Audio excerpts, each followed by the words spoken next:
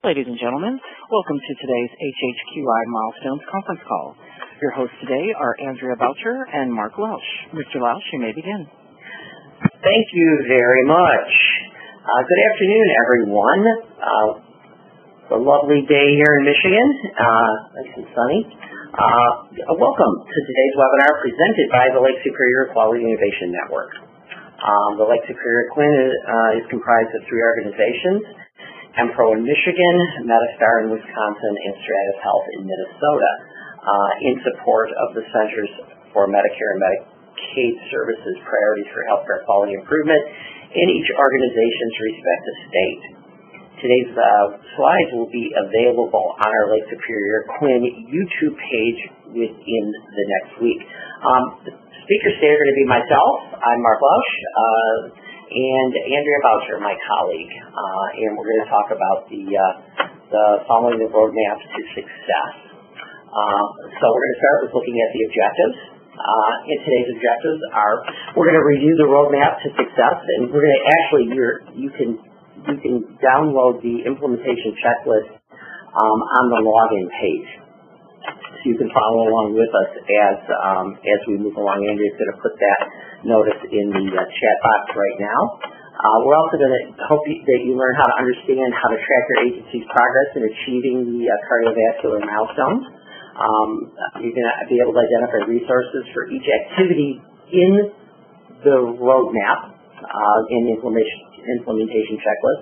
So you can use it to track your progress through the cardio milestones and then learn activities to advance your agency in achieving the goals and objectives along the journey to the next milestone. So we're going to begin by reviewing the roadmap to success implementation checklist that you're able now to download from the login page. And this tool is a resource that's going to pull it all together for you. So if you're an agency that's just getting started, you'll find everything here that you need to get you going in this initiative. The roadmap tool was developed by one of our colleagues within the QIO network. And essentially our main objective for this lunch and learn is for you to review the roadmap, explain how it helps you track the progress in your program, and identifying key resources, and helping you move down the path to achieve positive outcomes for improvements in the cardiovascular care you provide to your patients. So here's a small part of the roadmap, the checklist, and so I'll turn your attention to that.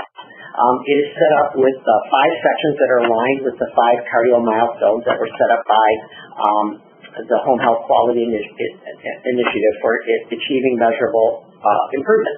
So you're currently viewing milestone number 1. The document is too big to put on the screen. So you're going to, hopefully you'll be able to download that from the login page and you can see it. But what we're looking at here is milestone number 1, which is join and learn. So we're going to review what's in each of the milestones and give you some key points along the way. We'll also explain to you how you will know when you have completed one milestone and are ready to move on to the next one. So in order to track your progress, the roadmap is set up like a project work plan, and you guys are all used to doing those, I'm sure, or have done them in your careers. It is formatted in sequential steps, which include a space for tracking the date that you complete each of the tasks. There's also a space for you to add barriers that you may encounter along the way, and in an area for your notes that can contain mitigation strategies for some of the barriers that you may encounter, or just notes that you may jot down for your own memory or for others who might look at the document.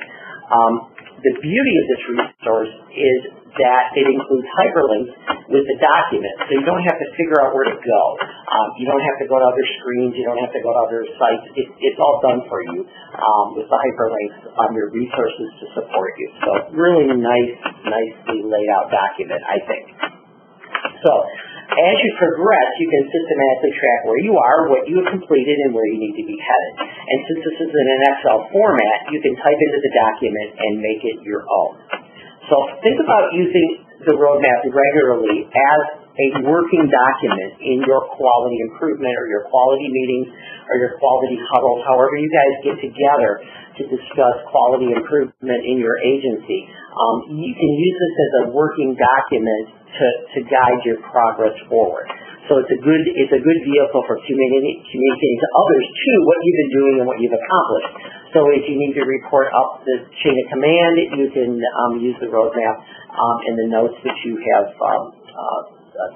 included in that as a way to kind of show others in your organization where you're going.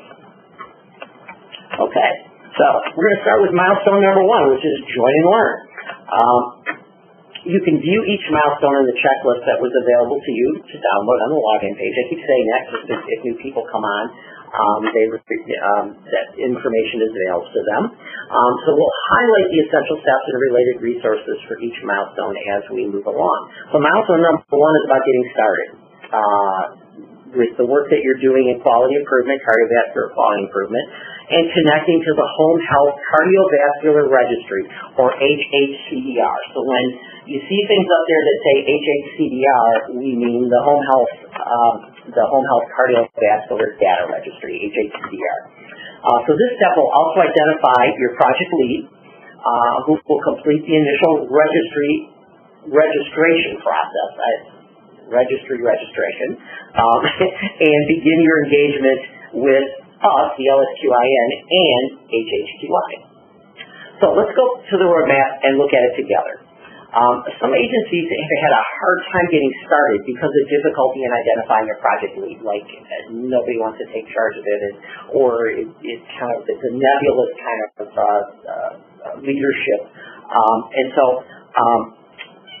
we suggest that you take the first step in creating ownership. So that's the first step to do. So step 1-1 includes suggestions for identifying champions in your organization. But don't forget about a backup so that your project never comes to a halt when there is a vacation or transition in your organization. So, be prepared for having a champion or champions that can either alternate leadership or can back up one another in the event of vacations and maternity leaves and medical leaves and things like that. Step 1.2, or 1-2, is to register to join the HHQI Learning and Action Network. This is an essential step because this is where you'll get all of the news from HHQI and the Cardioland, which are learning opportunities for cardiovascular care delivery presented by experts in the field. Cindy Sun at HHQI and Misty Kevich and all of them at HHQI do a fantastic job on their Cardioland events and are a wealth of information about cardiovascular and just general quality improvement in home health settings. So they're fantastic resources. Step 1-3 then is to take the Million Hearts Pledge to show your support of the Centers for Medicare and Medicaid Services and the Centers for Disease Control Million Hearts Initiative to prevent 1 million heart attacks and strokes by the year 2017. Andrea will talk a little bit more about that later too. Step 1-4 is to make sure you're on the LSQIN mailing list. So for your respective states, whether that be Minnesota, Wisconsin, or Michigan, if you're not on the mailing list or you don't know, you can contact Andrea or myself in Michigan, and we'd be more than glad to make sure you're hooked up to the mailing list. Okay? And again, that gives you all the information. Andrea sends out frequently information from HHQI. There's benchmark reports that we send you. There's information about lunch and learns and other webinars like we're doing today, and other things that are related to other things in quality improvement, not just in home health care agencies. We do a lot of other work that is, and information about that can be made available to you also. So, once you have registered for the Cardioland and have begun to engage in HHQI webinars, you have completed milestone number 1. So pretty simple. So milestone 1 is a pretty easy one to do, and so once you do that, you're on the way to milestone number 2, which is being able to access and download best practice intervention packages, or BPIPs. So milestone number 2 is all about continuing to get set up with the logistics of the HHCDR, begin to submit data, and then begin using best practice intervention packages, or BPIPs. So we begin by reviewing the HHCDR registration process for data access and webinars that will help you with using the registry. Now, we're not going to go over the registration process here, but if any of you have difficulty with this or want some assistance doing this, Andrew, myself, and our representatives in the respective states, Minnesota, Wisconsin, will be more than glad to help you with this. We've done this with agencies before. We've actually met with them in person or have done screenshots to help them with the registration process. So if you're stymied by that or want some help with that, please contact us. So the HHQI registration process for data access and webinars, the webinars will help you with using the registry. So those are important. Technical assistance pieces too. So let's go back now, referring to the roadmap document. Milestone 2 is another essential step. It requires that you submit a separate registration for data access for the HHCDR. So you register to the CardioLand, and then you'll have to have a separate registration for the HHCDR, or the Home Health Cardiovascular Data Registry. This is because HHQI needs to maintain the strictest data security. So it will ask you some questions. It will ask you to submit some information about your agency, and you'll be then able to register onto the HHCDR. The process is easy. However, you'll not be able to proceed without this step, meaning that you have to have the registry for the HHCDR. Step 2 also includes a webinar from HHQI, which is a detailed process on how to access and use the registry. The webinar is between 30 and 40 minutes, but it's really worth the time to get you acquainted with the registry, to help you get acquainted with it. And don't forget to download the tips that will help you navigate the registration process. So if you've not done this already, you will find a wealth of resources that you can use to make a measurable impact related to your ABCS measures in cardiovascular health. So on the roadmap itself, Andrew's going to flip forward here, then one more slide. There we go. So on the roadmap itself, you notice that we place selecting your measures in milestone number 2, because at this point, you have listened to the webinars on what the data registry is. So hopefully you'll listen to the webinar. And you'll have a little more information about what's included and what kind of data that will be collected. You'll now be asked to select a measure. So the HHCDR measures you can select from include those related to cholesterol management, use of aspirin or other antithrombotics, tobacco use, screening, and cessation, and blood pressure control. Okay, the blood pressure follow-up measure was removed. So how do you select a measure? How do you know what's going to be appropriate and beneficial for your agency to work on? The best way for you to make that decision is to have a good understanding of what your data is telling you about your agency. So as a rule of thumb, we suggest selecting the blood pressure control and or the tobacco measures, as these impact whole body systems and are relatively easy to track in your patient population. So for baseline data, we recommend that you submit 6 months of data in the HHCDR before you actually select the measure that you want to actually work on to see how you're doing in those areas. Okay? So just to review, we suggest the blood pressure control and tobacco measures. Whole system, they impact the whole body system, and they're generally easy to pull data from your either electronic record or your paper record. Okay, and we also recommend that you submit 6 months of data into the HHCDR to finalize your decision on the measures you want to choose moving forward to work on. Okay, so to recap everything. When you have completed the data access registration process, have selected the measures that make sense for your agency and that the ones that you want to submit to develop a baseline for, and have accessed the registry, you have completed milestone number 2. So by doing that, you are ready to move on to 3. So milestone 3. This is about collecting data from your medical records. At this point, you are now ready to implement your process for data submission and begin your intervention. So in the roadmap, you will learn what data elements are extracted.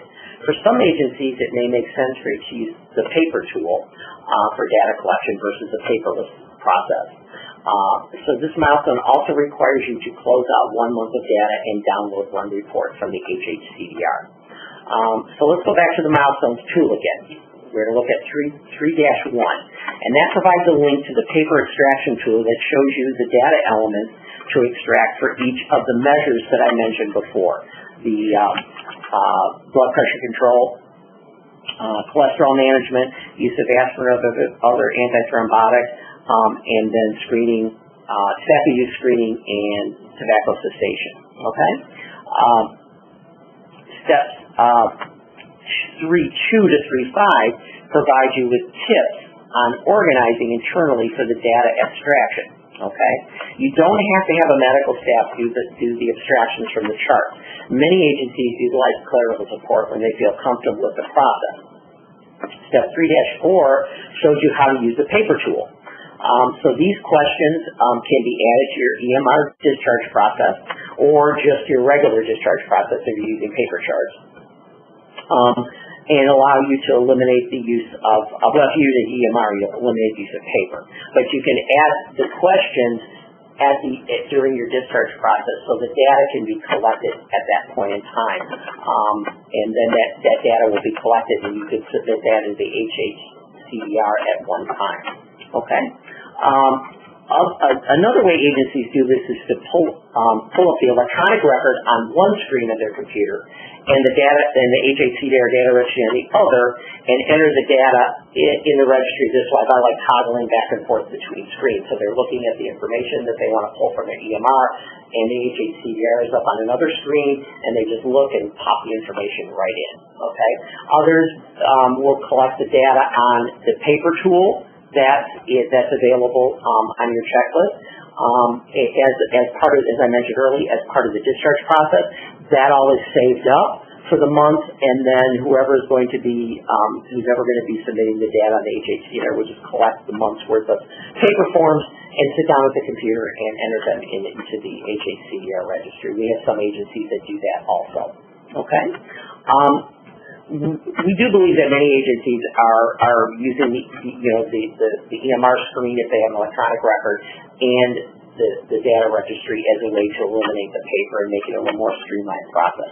But it's whatever works for you guys. And again, if you want some help with this, if you're not sure which way to go with it, your LSQIN representatives would be more than glad to sit down with you and help you decide what the best way is for you, or to help you work the processes out for the data collection. And the abstraction from your charts and the entering it into the HHCDR. Okay?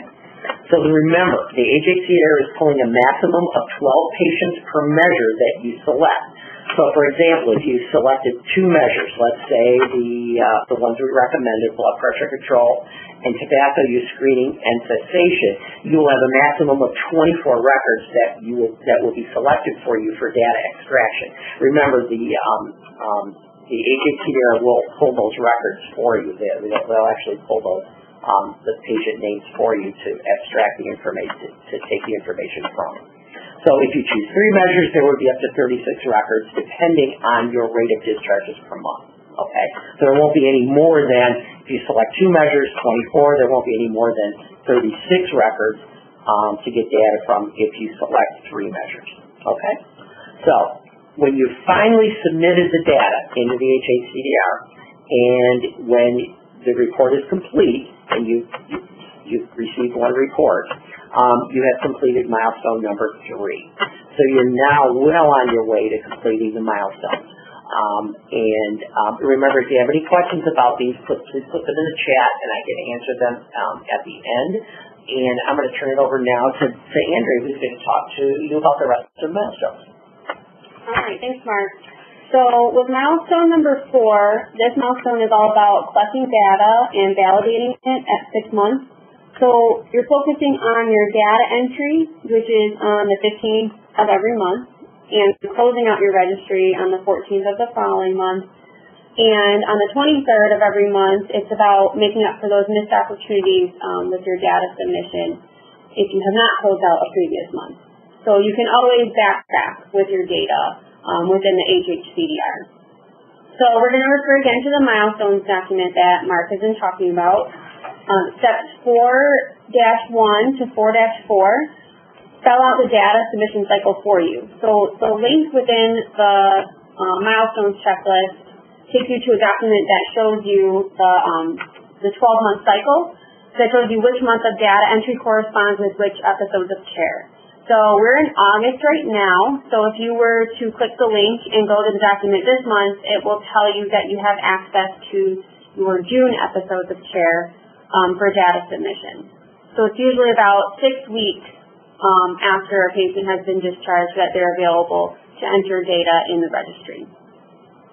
And again, like I said, the registry opens on the 15th of every month and closes on the 14th of the following month. And before we refer to missed opportunities of your data submissions, I want to mention that if you do miss a window of time, like if you were to miss it completely, or maybe you realize that you only put in half of your records because you didn't have an opportunity to complete it, you ran out of time, you can always go back and finish it, so don't worry about that. Step 6, or 4-6, is linked to an educational webinar to show you what to do when you have data reports from the registry that Mark was talking about. So this is great because it will pull down the information and compile it for you and show you how you're trending from month to month and show you how you compare to the national benchmark and see, like I said, how your agency compared to others nationally. When you extract the 6 months of these reports, you've completed milestone number 4. And once you're moving on to milestone number 5, you're focusing on achieving improvement in cardiovascular outcomes. So you have the data, but this is all about focusing on showing an improvement. So we're going to look at the roadmap, and it offers strategies such as patient education and staff training that you can use to drive that improvement in your cardiovascular outcomes. So you'll need to start thinking about where you are in that improvement cycle, and I'll talk about PDSA cycles in just a second. And after you've gone through 6 months of this, you're going to need to think about where you want to be headed. If you want to think about if you've achieved the improvement that you were aiming for, or if you haven't. If you need to, you may need to go through multiple cycles to get where you want to be. The resources that are outlined within the improvement strategies to get you where you want to be, they help you show whether you've had a measurable improvement, and after you've done that, you have achieved milestone number 5. So in this step, don't forget, if you want to show that you've made a measurable improvement, you need to determine how you're going to maintain that goal. So if you have made gains, you want to figure out how to sustain that as you're moving forward. So once you've completed milestone 5 and you've submitted 6 months of data, this is when you want to start monitoring your agency's performance and tracking how you're trending for the measures you've selected. So there are a few different ways that you can do that. You can use the PDSA cycle, or another method if you prefer, like root cause analysis, fishbone diagrams, and your LSQIN representative can always help you with identifying quality improvement strategies that you want to use within your agency. We recommend using the Plan, Do, Study, Act or the PDSA cycle. So this would be how you would use the PDSA model to address improvement in your agency. So you would start at the planning phase. And at this step, you want to decide on what your goals and objectives are related to cardiovascular care in your agency. And you want to develop a plan to implement and make a best practice intervention. You also want to make predictions about where your project is going to go, maybe predict what you think your results may be, and identify the who, what, where, and when of your project.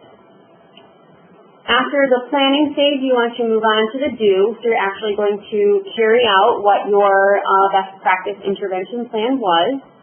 And you also want to document your progress. And you can do this right within the roadmap checklist that we sent you. Like Mark said, it's a living document. You can make it your own and type all of your results in it. If you've had any barriers to implementing your strategy, or maybe put what your results were in the notes section. So that's one way that you can document your progress on your plan. And you want to start beginning your analysis of your data in the do section as well. And after you've started doing that, you want to move on to the study phase, which is analyzing your results. And this is after you've submitted 6 months of data into the HHCDR. So here you're going to look at the results that you've compiled from the HHCDR and compare those to the predictions that you've made within the planning stage. Were they the results that you expected? Did you improve to the level that you wanted to improve? You want to look at that and then summarize what you've learned. And after you've studied your results, you want to act. So determine if your agency has met your goal. Like I said, did you improve to the level that you wanted to improve, or is there additional areas for improvement? If you're not there yet, you can either modify your intervention and using the focusing on the same intervention, or you can choose another best practice intervention package to focus on and begin your PDSA process again. So as the PDSA process is part of Milestone 5, it's promoting ongoing improvement efforts for cardiovascular care.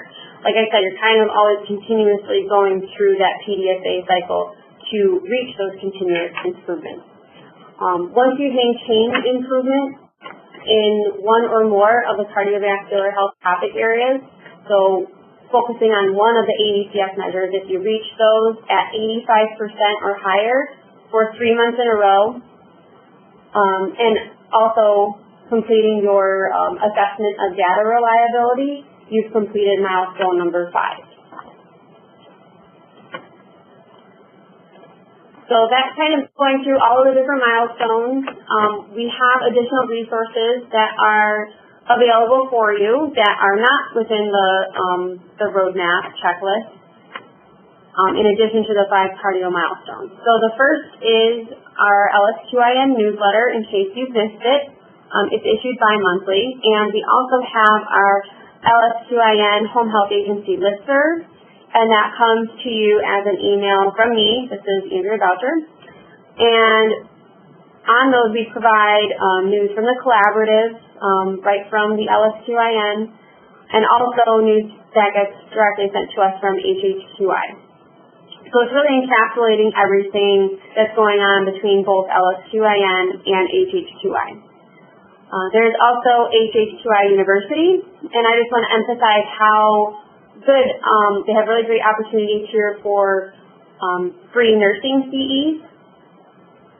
And they're always putting out really great course materials that link up with the BPIPs that they put out. We're also on Facebook and Twitter, and HHQI is as well, so you can find us on there, as well as the YouTube channel if you want to access any of the videos. And you also have access to your Lake Superior Clin Home Health representative, and our contact information will be on the last slide. So I just wanted to mention one last thing, in case you were wondering why, like how does the Million Hearts relate to the HHQI measures? The ABCS measures that you're submitting in the registry are directly aligned with the PTRS measures that providers are working on within the Million Hearts Initiative. So we've included just a few quick facts on this slide just to show you how the Million Hearts Initiative applies in the home health setting and how important it is to be focusing on these 4 measures in the home health setting as well as the primary care setting. So that's just some quick facts for you to look at.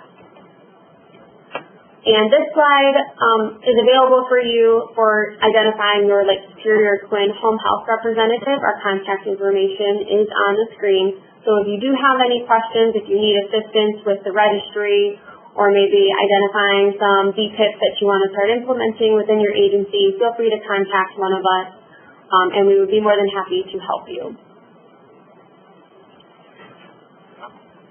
So I just wanted to remind everyone that our slides today are going to be available on the Lake Superior Clin YouTube page within the next week. But at this time, let's pull up our evaluation questions. So we'd really like you to take a moment to let us know how you think we did by filling these out. And operator, can we open the lines for Q&A? Sure. Ladies and gentlemen, if you have a question, please press the number 1 key on your telephone. If you have a question, please press the number 1 key.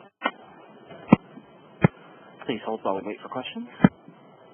And please feel free to enter questions in the chat if you'd rather enter them there. We'd be more than happy to answer your questions.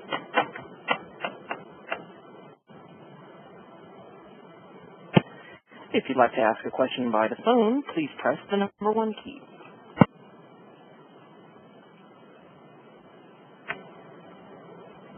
I'm showing no questions on the phone at this time. All right. Well, if there are no questions, we will wrap up today's webinar. So I just want to thank everyone for joining us today for the Roadmap to Success webinar. As a reminder, please complete our evaluation that has popped up on your screen, and the slides will be available on our YouTube page within the next week. If you do come up with any questions or think you may need some assistance, my email is on the screen. Please feel free to reach out to me. But thank you for joining us today. Thank you. Thanks, everyone. Thank you for joining. This concludes our call. You may disconnect.